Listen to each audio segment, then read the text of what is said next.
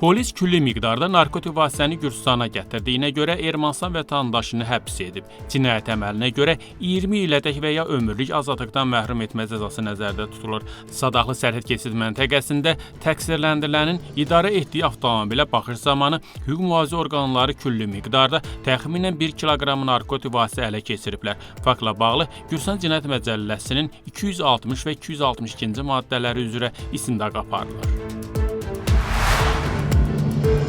Gürcüstan Daxili İşlər Nazirliyi yetkinlik yaşına çatmayan şəxsin təsvirini əks etdirən pornoqrafi materialın əldə edilməsi, saxlanılması və yayılmasına görə 2007-ci il təvəllüdlü Rusiya vətəndaşını saxlayıb. Cinayətə görə 5 ildən 10 ilədək azadlıqdan məhrum etmə cəzası nəzərdə tutulur. Faktla bağlı Gürcüstan Cinayət Məcəlləsinin 255-ci maddəsinin 3-cü bəndi ilə istintaq aparılır.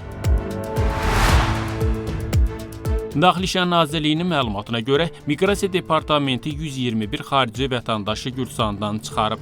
Ötən ay həyata keçirilən əməliyyatlar zamanı ölkədən çıxarılmış şəxslərin arasında Hindistan, İran, Türkiyə, Pakistan, İraq, Misir, Livan, Mərakeş, Filippin, Yordaniya, Banqladeş, Çad, Fildişə sahili, Rumıniya, Rusiya, Nigeriya və digər ölkələrin vətəndaşları olub. Ümumilikdə 121 nəfər ölkədən çıxarılıbdır. Mövcud qanunvericiliyə uyğun olaraq ölkədən çıxarılan şəxslərin Gürcüstana yenidən girişinə qadağa qoyulub.